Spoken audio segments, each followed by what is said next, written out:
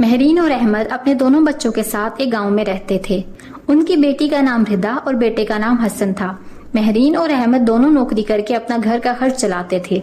वो दोनों एक ही फैक्ट्री में काम करते थे। उन दोनों का ख्वाब था कि उनके बच्चे बड़े होकर डॉक्टर बने। इसीलिए अपनी कम आमदन के बावजूद उन्होंने अपने बच्चों को एक अच्छे स्कूल में दाखिल करवाया था।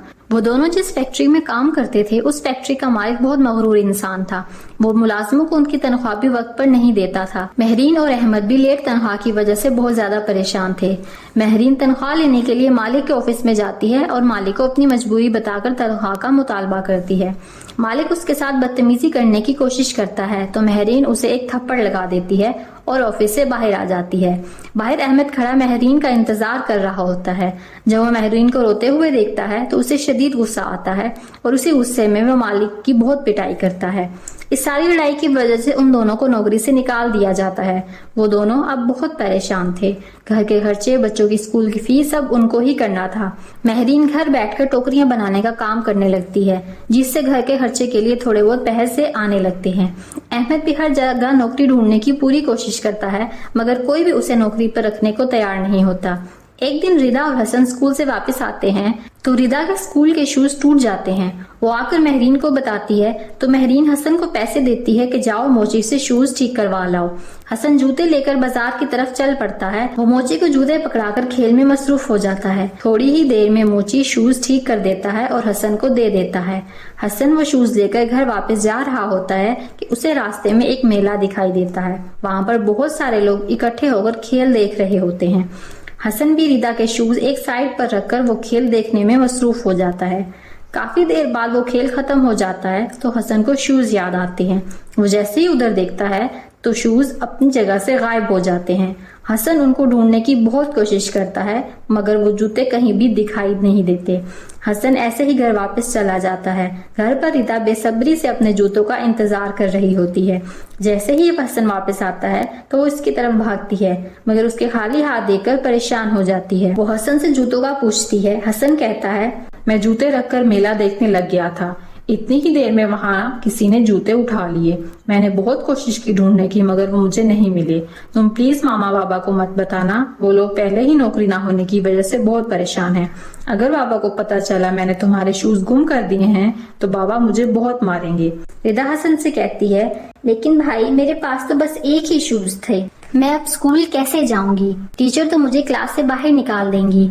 हसन रिदा से कहता है, तुम परेशान मत हो, देखो तुम्हारा स्कूल फर्स्ट टाइम लगता है और मेरा सेकंड टाइम। सुबह के वक्त तुम मेरे शूज पहन जाया करना और मैं बाहर खड़ा होकर तुम्हारा इंतजार किया करूंगा। जैसे ही तुम्हारा स्कूल खत्म होगा तुम मुझे शूज दे दिया करना। दूसरी तरफ अहमद नौकरी ढूंढने में मसरूफ होता है, मगर उसे हर तरफ से इनकार का सामना करना पड़ता है। वो हर वक्त उस टेंशन की वजह से गुस्से में रहने लगता है। महरीन उसे हौसला देती है और कोशिश करती है, मगर वो हर तरफ से मायूस हो चुका होता है। हसन और रिदा दोनों एक दूसरे के शूज पहनकर स्कूल जाने लगते हैं। रिदा को वो शूज बहुत खुले होते हैं, कभी कभी उसके पाँव से निकल भी जाते हैं, मगर वो दोनों सब्र के साथ गुजारा कर रहे होते हैं क्योंकि उनके माँ बाप पहले ही बहुत परेशान थे। एक दिन हसन के स्कूल में एक रेस कंपटीशन का ऐलान किया जाता है, जिसमें पहले नंबर पर आने वाले बच्चे को शूज इनाम में दिए जाएंगे। हसन को रेस का कोई खास शौक तो नहीं था, मगर जैसे ही उसे पता चलता है कि इनाम में शूज मिलेंगे तो वो टीचर से उसमें हिस्सा लेने का कहता है। टीचर इसका नाम रजिस्टर में लिख लेती हैं। वो घर आकर रिदा को भी बताता है। रिदा बहुत खुश होती है, लेकिन फिर कहती है, भाई इनाम सिर्फ पहले नंबर पर आने वाले को मिलेगा। क्या तुम्हें यकीन है कि तुम पहले नंबर पर आ जाओगे? तुमने इससे पहले कभी भी रेस में हिस्सा नहीं लिया। वो रिदा को यकीन दिलाता है कि वो जरूर जीतेगा, क्योंकि इस वक्त इन दोनों को शूज की बहुत ज्यादा जरूरत है। महरीन और अहमद एक बंगले में माली के तौर पर काम करने लगते हैं। इस बंगले की मालकिन बहुत अच्छी होती है। वो महरीन और अहमद को रात के वक्त खाना भी दे देती थी और इनका हर तरह से ख्याल रखती थी। वो दोनों बहुत खुश थे, क्योंकि काफी अरसे बाद उन्हें एक सुकून वाली नौकरी मिलती है। दूसरी तरफ हसन मुकाबले की पूरी तैयारी करता है। जिस दिन रेस होती है उस दिन महरीन और अहमद भी उनके स्कूल आते हैं। मुकाबला शुरू हो जाता है। थोड़ी देर भागने के बाद हसन का पाँव मुड़ जाता है और वो गिर जाता है। ये देखकर रिदा रोने लगती है। हसन अपनी बहन को रोता हुआ देखकर उठ जाता है, क्योंकि इसे आज हर सूरत में ये मुकाबला करना था। वो अंधाधुंध भागना शुरू कर देता है। उसके सामने सिर्फ और सिर्फ उसकी बहन के जूते होते हैं जो उसने हर सूरत हासिल करने होते हैं। بلا آخر وہ گرتے پڑتے ریس جیت جاتا ہے۔ ردا کا خوشی سے برا حال ہوتا ہے، وہ نئے جوتوں کو دیکھ کر بہت خوش ہوتی ہے۔ اب انہیں ایک دوسرے کے جوتے پہن کر اسکول نہیں جانا پڑے گا، جس کی وجہ سے وہ اکثر لیٹ بھی ہو جایا کرتے تھے۔